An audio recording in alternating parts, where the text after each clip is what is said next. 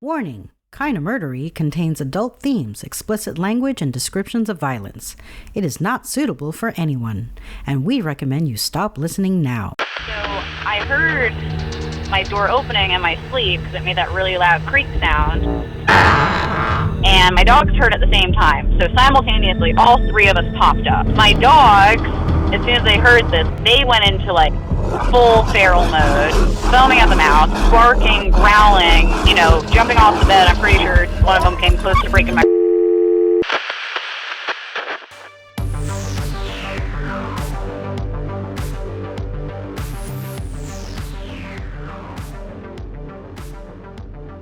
Hello everyone, and welcome to Kinda Murdery, a true crime podcast that's mostly about murder, and always about the strange and compelling stories that arise when the path less traveled twists to darkness, and those who walk its shadows surrender to violence and moral corruption. We have a perilous journey ahead, so thank you for lending me your courage and good company.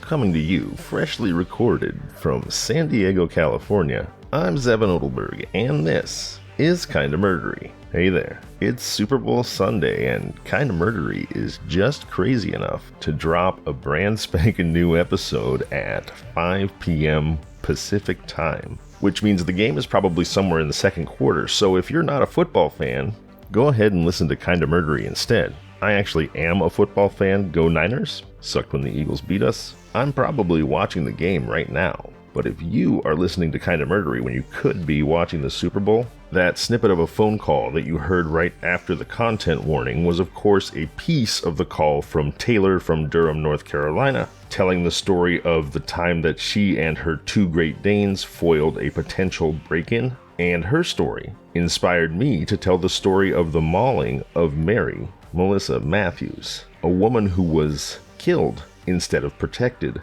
by her two Great Danes.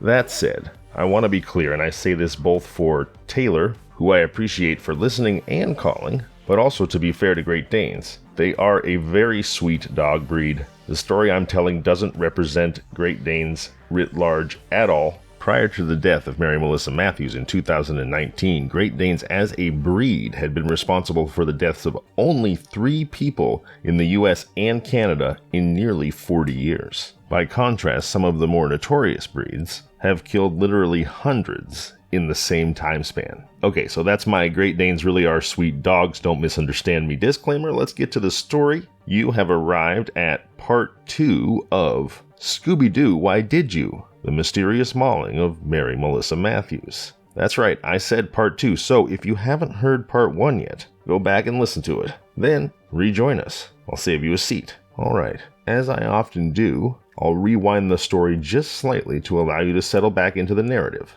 Please do join me as we unravel motive and mystery. Part 2 of Scooby-Doo, Why Did You? The Mysterious Mauling of Malissa Matthews starts now.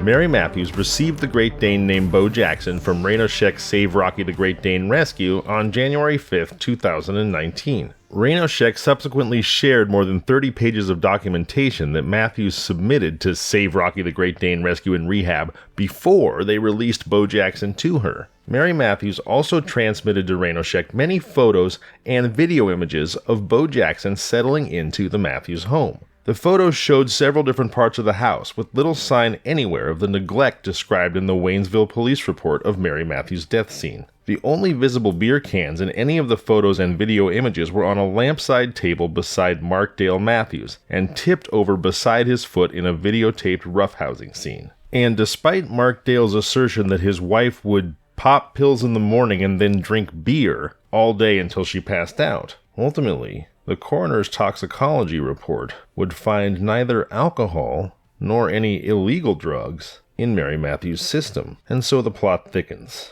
About the only thing we know for sure is that Markdale Matthews seems to have a loose association with the truth. It's time now for the story of Caitlin and Colt. We've just learned how the Matthews acquired Bo Jackson from the Great Dane Rescue in Texas. Bo, who was one of the 2 Great Danes impounded from Mary Matthews' death scene. Caitlin, the third black Great Dane to live in the Matthews home since 2017, was not present at the scene. Caitlin had been adopted from Indiana resident Laura Grimer on February 6, 2019, after biting 2 adults and 3 middle schoolers in her previous household. The bite history would have made Caitlin a suspect in Mary Matthews' death had Caitlin been there. However, Caitlin was reclaimed by Grimer less than 3 weeks after her arrival. Grimer alleged that Caitlin suffered from having been kept outdoors and underfed during her time in the Matthews home. Colt, a male black Great Dane, appeared in photos that Mary Matthews posted to social media in April 2019 and on September 25, 2019. Colt was the other Great Dane impounded after Mary Matthews' death. Some circumstantial evidence suggests that Colt might have been adopted from Harlequin Haven Great Dane Rescue in Bethel Brown County, Ohio, just over an hour south of Waynesville on the I-275. Harlequin Haven founder Dave Bath, however, did not mention having had anything to do with either Matthews in a discussion with Springfield News Sun reporter Lawrence Budd after the fatal attack. So now we know about Bo Jackson and Colt. But who was the third dog? Adding yet another layer of tragedy to Mary Matthews' death is the fact that both Bo Jackson and Colt were put down on November 2, 2019. Their heads were preserved for rabies testing and perhaps for forensic odontology to see if their teeth match wounds on Mary Matthews' body. But, according to the article by Merritt Clifton, neither Colt nor Bo Jackson were necessarily involved in killing Mary Matthews. The presence of an unidentified third dog may be inferred by the presence of the apparent third food bowl shown among the crime scene photos. The 3 a.m. outburst of barking the neighbor heard 2 days after Mary Matthews was last known to have been alive might hypothetically have coincided with her death, or, in the view of the state of her remains hinting at an earlier death, with the unknown third dog either escaping or being removed from the scene. Or perhaps the dogs went wild at 3 a.m. that night because a killer returned to the scene to examine his crime. What exactly am I talking about? Well, let's start with the state of Mary Matthews' remains, implying that she died sometime earlier than the Halloween night that law enforcement has presumed. Officer Blaha noted in her report that Mary Matthews' remains were very much dead and bloated. Despite this, if you'll recall, her stepson took CPR instructions from the dispatcher when he called in her death, which would imply that he believed her to have died recently, something that, according to Blaha's description, is virtually impossible, although Mary's stepson may not have been aware of this. You see, all along, law enforcement proceeded on the assumption that Mary had died on the 31st and was discovered on November 1st. But it generally takes 3 or 4 days for a body to bloat. It is possible for a body to bloat within 12 hours, which would have to be the assumption for the condition of Mary's corpse to make any sense based on when law enforcement presumed she died. It is possible for a body to bloat within 12 hours, but in order for that to happen, the body would have to be kept in very hot conditions.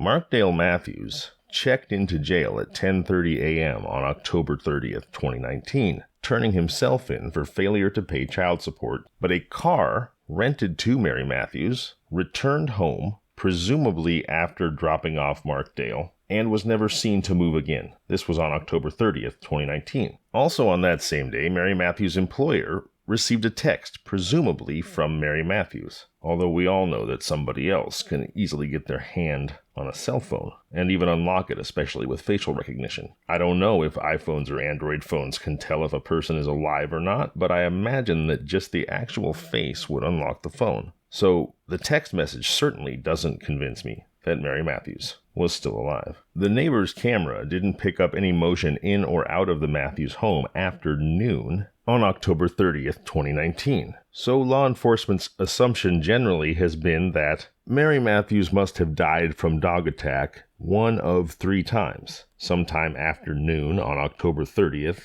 sometime on October 31st, or at 3 a.m. on November 1st, 2019, the time at which the neighbor reported the dogs at the Matthews house going wild. All 3 of these windows exonerate Mark Dale Matthews, who was in jail during that time. On October 30th, the daily high temperature was 57 degrees and the low was 51. The 31st had a high of 59 and a low of 34.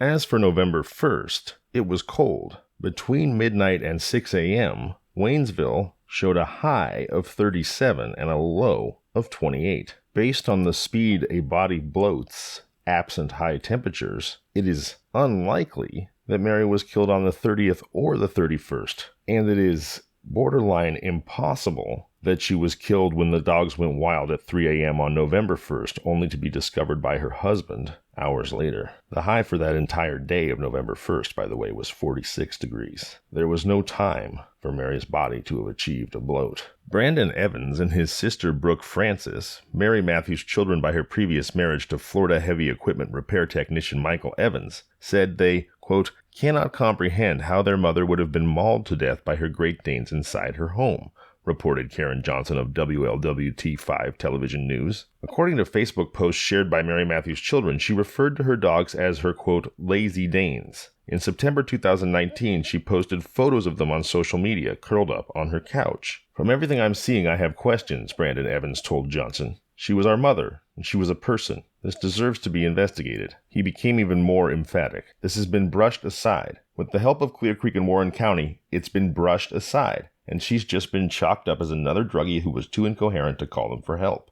They said she was a pain in their side. They didn't like her, Evans continued, and his sister, Brooke Francis, agreed. The Waynesville police appeared to conclude their investigation that day, based partly on Mark Dale Matthews' claim that reported Mary Matthews was unable to defend herself from the dogs. She's not as weak as they say she is, her son Brandon insisted. Michael Evans, Mary's first husband, agreed, saying that Mary Matthews had formerly been an expert rider used to handling horses much larger and stronger than her Great Danes. He also described several discrepancies in Mary Matthews' purported behavior after she was attacked. For example, Michael Evans said she would have immediately called for an ambulance if only to use the injuries as a pretext for getting more prescription pain pills. No one disputed that Mary Matthews had an issue with pain medication. Both Michael and Brandon Evans acknowledged that she abused prescription drugs, but disputed that she was a heavy beer drinker. That, they both said, was more like Mark Dale Matthews' behavior. In the immediate aftermath of Mary Matthews' death, Coroner Doyle Burke told Matthews' survivors that the direction of further police investigation would likely be guided by a forensic toxicology report,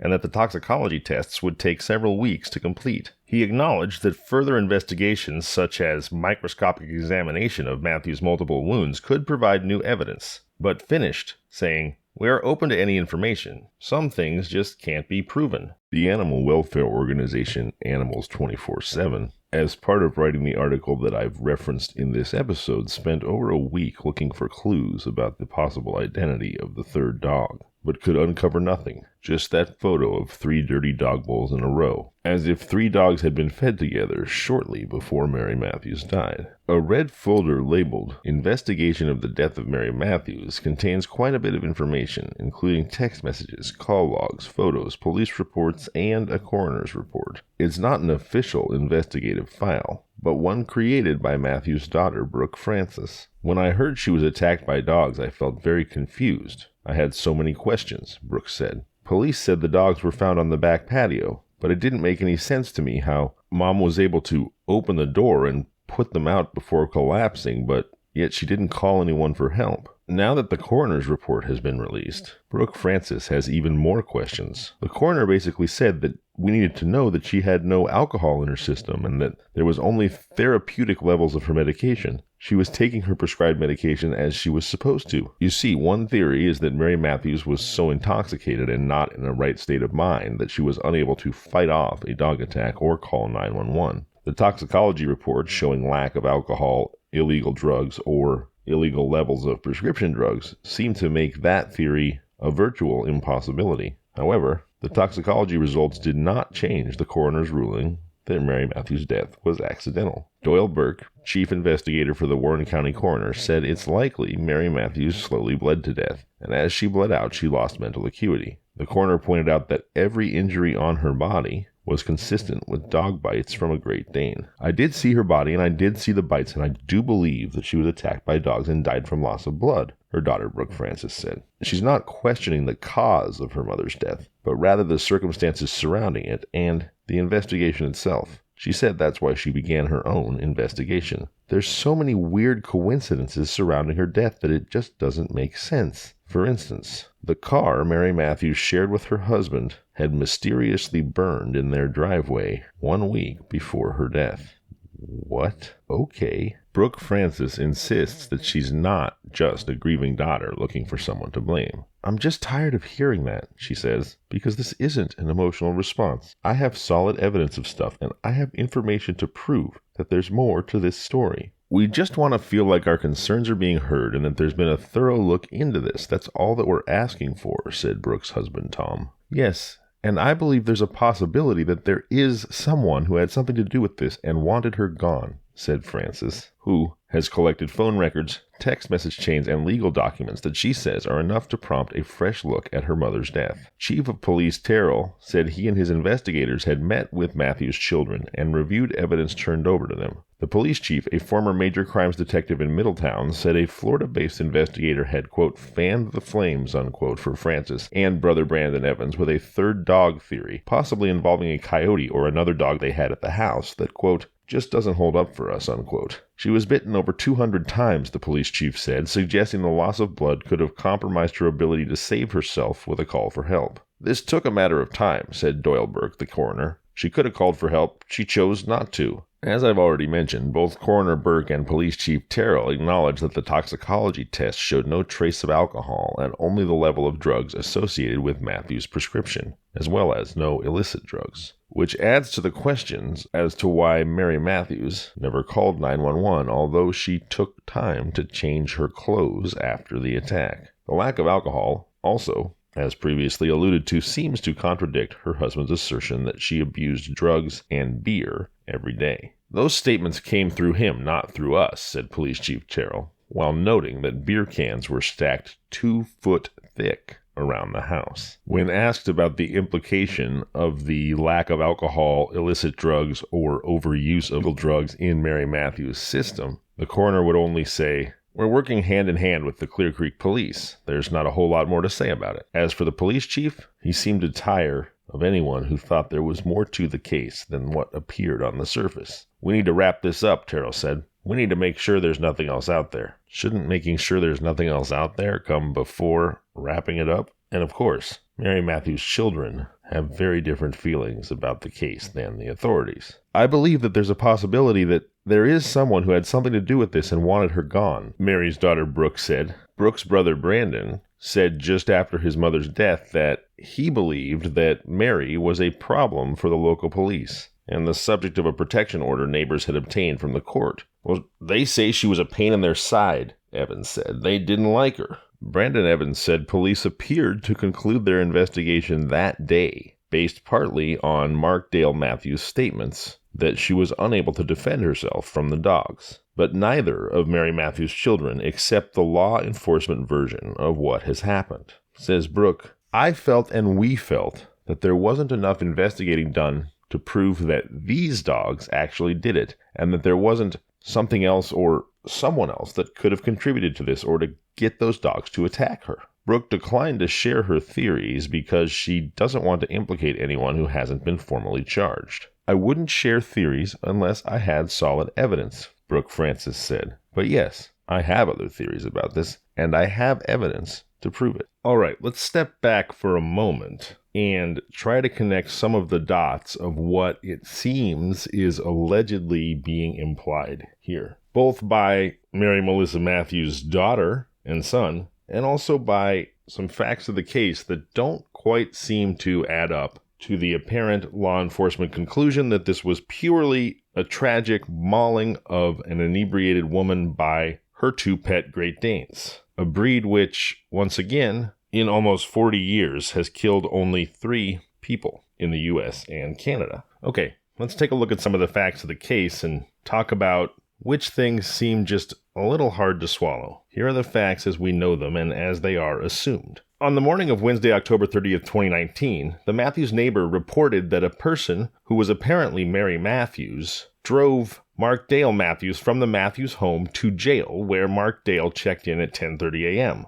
Although Mark and Mary owned a car that they shared, Mark was driven to jail in a rental car. Mark went to jail to turn himself in to serve a 3-day sentence for failure to pay child support. Now, why was Mary driving a rental car? Well, as we know, because 1 week earlier, the car that the estranged couple shared mysteriously burned After apparently dropping Mark off, Mary allegedly returned home in the rental car around noon, enters the house, and is not seen alive again, nor is anyone seen entering or exiting the Matthews home after that point, at noon, on October 30th. But at some point on October 30th, Mary or someone with access to her phone texts Mary's boss. This may be the last time that Mary was heard from alive. Then, at 3 a.m. on the morning of November 1st, the neighbors hear Mary's dogs go wild. Later that same morning, Mark Dale Matthews is released from jail. He tells police that he tried to call Mary, but she didn't answer. So he called his son Luke to come pick him up, which Luke did. They return to the Matthews home around 2:30 p.m., where Mark finds Mary's body and Luke makes the 911 call on Mark's behalf. Mary's body has obviously been mauled by dogs. There's blood everywhere, on the walls, on the floor, on the body, on the washer, on the dryer. Later, Officer Blaha would describe Mary's corpse as, quote, bloated and obviously dead. And yet, when Luke made the 911 call, he told the dispatcher he thought Mary had OD'd and received a full regimen of CPR instructions without mentioning the condition of the body or the fact that blood spatter was everywhere. When Mary's body was found in the house, there were large pyramids of empty beer cans stacked around the house. Mark made a point of telling investigators that Mary's daily routine consisted of popping pills and drinking beer all day until she passed out. Those who knew them said Mark was the beer drinker, not Mary. When Mary's body was found, 2 Great Danes were outside on the porch. But there were 3 dog food bowls and only 2 dogs. Mark goes to great pains to insist that the Great Danes were vicious, despite the breed's track record of having only killed 3 people in the US and Canada in the past 40 years prior to Mary. Mary herself had a history of breeding pit bulls, a breed that's killed almost 500 people in those same last 40 years. Now, I won't go into depth about the case here, as it would sidetrack us, and when I say the case, I'm talking about the case of the murder of Angela Kaplan by Jeffrey Mann via his pit bull, Mac. But back in 1992, the post-argument mauling murder of Angela Kaplan was the first ever murder conviction in the United States where a living animal was used as a murder weapon, that animal being Mac the pit bull. Mann was convicted in 93 and sentenced to 15 years in prison. So suffice to say that apparent, tragic dog maulings have been more than just maulings in the past, at least with breeds other than Great Danes. Essentially, the official theory of the case, which has since been closed as a tragic mauling, goes something like this. Mary was in the midst of her daily regimen as alleged by Mark Dale of popping pills and chugging can after can of beer until she lost consciousness. She's in the midst of that routine. I suppose she hasn't lost consciousness yet, when for some reason she's mauled by her Great Danes. Then, because of how intoxicated she is, she doesn't realize the extent of her injuries, but she's still not too injured to manage to force the 2 human-sized vicious animals that were so furious, despite this description not matching the temperament of the breed, but they were so furious, so feral, that they brutally mauled Mary to death and bit chunks out of her body. And so, despite that level of fury in 2 human-sized dogs, remember how our caller, Taylor from North Carolina, said that her own 2 Great Danes nearly accidentally broke her ribs when they were angry, and that was in an attempt to protect her. That's how strong and large these dogs are. But nevertheless, allegedly too intoxicated to call for help, Mary is able to subdue these furious, huge, feral, mauling dogs and get them back outside. And then, because she was so intoxicated she didn't realize she'd been mortally wounded, she decided to change her clothes, and at some point succumbed to her injuries and died. That's the official version of what happened, and also that all of it likely occurred in the early morning of November 1st when the neighbor heard the dogs go nuts at 3 a.m. There was no 3rd dog, and Mary allegedly tragically died approximately 11 to 15 hours before she was first observed by Officer Blaha, who described her body as obviously dead and bloated. Now, I think most of you listening to all of that will feel how I feel, that something seems off, something doesn't seem to pass the smell test. So let's move forward and see if we can clarify stuff at all, make it sound more likely at all. And let's start with a couple of assumptions. Now, this is not an assumption. Mary and Mark Matthews were estranged. But let's start with the assumption that not everything Mark Dale Matthews says is necessarily true. Now, that's not really an assumption either, as we know, for example, that his stated means of the way in which the Great Danes were acquired from an unknown couple for $25 and over his objections was not at all how the Great Danes were acquired, and there's plenty of documentation to prove that that statement, at least, was false. So we're not making assumptions, actually, when we say that Mark Dale Matthews doesn't always tell the truth. Here's our next assumption. Temperamentally, Great Danes are statistically unlikely, in fact so improbable as to be almost to the point of statistical impossibility. That's how unlikely Great Danes are to maul someone to death. Remember, Mark said the Danes were vicious, and Mark said the beer cans were Mary's. Instead, let's just flip just those two things around. Let's say the beer cans were Mark's. After all, no alcohol, illicit drugs, or even high levels of her prescription drugs were found in Mary's system. So let's say the beer cans were Mark's, and let's also just agree that, although it certainly could have happened, the Great Danes were very unlikely, given their breed and that breed's temperament, that Great Danes were very unlikely to maul Mary to death. Sure, it appears that they had definitely suffered some neglect and possibly even some abuse, but tragically, these were certainly not the first Great Danes to suffer either of those things. Now that we've assumed that the beer cans are Mark's and the Danes didn't kill Mary, again, just assumptions, not facts, and something that we know is actually contrary to the facts as the authorities seem to understand them. Just imagine, if you would, for a moment, this totally hypothetical situation, and the estranged husband and a wife share a car. Because of that estrangement, their house has become functionally hers, their home has become functionally hers, and on top of that, whenever he comes over to use their car, which has basically become hers because it's at their house, she acts like he's borrowing her car. So he's lost his house, he's lost his car,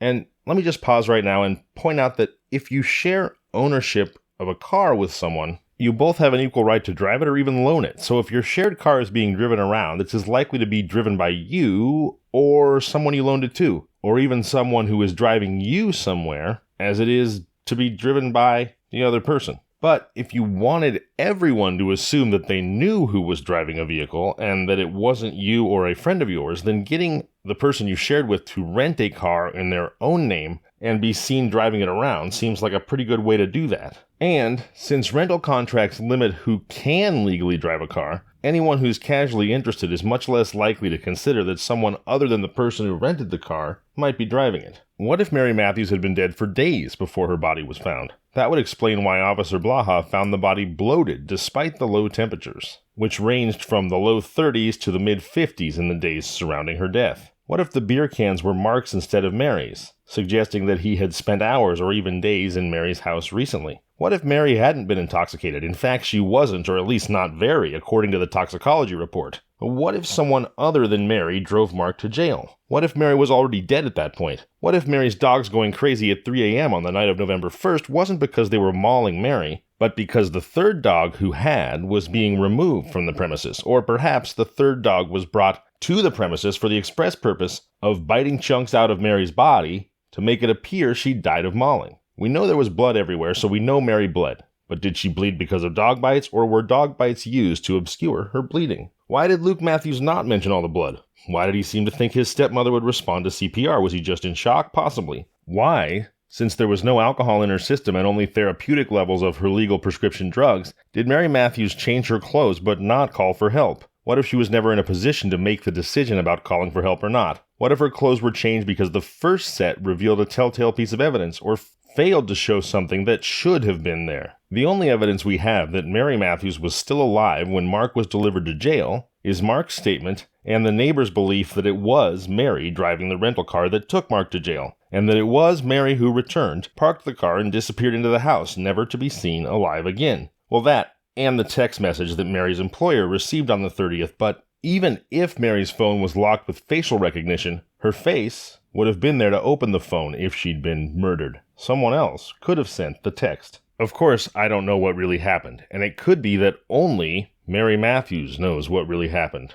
But there are too many strange things associated with this case for me not to think something more than a tragic mauling occurred. I'm going to try to organize everything we just talked about by running down a top 10 list, if you will, a numbered list of things that just don't seem to sit right. Number 1, Mary's car burning. Number 2, the existence of a third food bowl but no third dog, especially since if the Danes were as vicious as Mark claimed, the third food bowl would only be a source of conflict, of dogfighting between the two. Number 3, Mark's insistence on the viciousness of the Danes, demonstrably not a vicious breed. Were the Danes truly vicious, or was Mark eager to make sure no one would think that a different dog, the hypothetical third dog could have been the vicious one. Number 4, Mark claiming that the beer cans belonged to Mary due to her chronic beer drinking, even though the talk screen found no alcohol in her system, and social media, as well as family, have asserted that Mark was the beer drinker, not Mary. Number 5, the fact that Luke Matthews didn't react to or mention the blood and seemed to think Mary might respond to CPR. Number 6, Officer Blaha noting that the victim's body looked bloated and very much dead, even though according to the official version of events, Mary had been dead barely 12 hours and temperatures had ranged from cool to cold. In fact, as I've alluded to before, temperatures from October 30th to November 1st in the Waynesville area range from the low 30s to the mid-50s. Number 7, the fact that Mary's failure to call for help was explained away by inebriation, but a talk screen found no alcohol in her system and a low level of prescription pills. Additionally, family has acknowledged that Mary was an abuser of prescription pills, and calling an ambulance would have been an opportunity to get more pills, and yet she did not. Number 8, the fact that she had been mauled so badly that there was blood everywhere, yet she managed to change her clothes. And number 9, even more importantly, managed to get 2 human-sized dogs who were furious enough, even against type, even against breed, furious and feral enough to maul her to death, but not so furious and feral as to stop her from forcing them out of the house. Number 10, just the fact that an estranged wife gave her husband a lift to jail to turn himself in for failure to pay child support? Sure, that's possible, I suppose, but it sounds absurd when you say it out loud. So, officially, Mary Malissa Matthews died of a tragic dog mauling by a breed that generally doesn't maul. After being mauled, she was still well enough to eject the furious giant dogs from the house and to change her clothes, but she didn't call for help before dying, which was explained by the subsequently erroneous belief that she was too intoxicated to realize how injured she was or to call for help, but then the talk screen comes back essentially clean, so we know she wasn't too intoxicated to call for help. Could she have erroneously misjudged the gravity of her condition? Sure. Look, I know I'm starting to repeat myself here, but in order for the official version of events to have occurred the way they officially supposedly did, all of the unlikelihoods that I've just enumerated have to be true. All of them together. I ask you, is it possible that by twisting the Rubik's Cube just a bit, all of these unlikelihoods resolve into a clearer picture and a chain of events that feels a lot less unlikely? That's ultimately for you and hopefully law enforcement to investigate further and decide. I know from what I've read that Mary's family, who it's important to note I have not been in contact with, has urged the authorities to investigate further, but that the authorities seem satisfied with their result. Personally, I'm not an expert. As you know, I'm not a law enforcement officer. I'm not a private detective. I'm just a true crime podcaster reading articles on the internet, but the official version of events in Mary Malissa Matthews' mysterious mauling death doesn't pass what I call the torturous logic test. What do I mean by the torturous logic test? Well, how many logically tortured, extremely unlikely assumptions do you have to accept in order for something else to be true? That's the torturous logic test. So, if Mary was just mauled like they say, you'd have to accept everything I just laid out as being true. My instincts tell me there's a version of this story that requires you only to accept a couple of unlikely things, and even those things are far less unlikely than the authorities have apparently already been willing to accept. I know Mary's family wants further investigation, and I hope the Clearcreek, Ohio Police Department decides to reopen the case. If you have any information about the death of Mary Malissa Matthews, you should contact the Clearcreek, Ohio Police Department at 937-748-1267. That's their non-emergency business hours number. Or you can email them crimetips, CRIMETIPS, crimetips at clearcreektownship.com. I'll put full contact info in the show notes. I'm Zevon Odelberg. This has been Kinda Murdery. You've been listening to Part 2 of Scooby-Doo, Why Did You? The Mysterious Mauling of Mary Malissa Matthews. Enjoy the Super Bowl, everybody, and I'll see you on Thursday.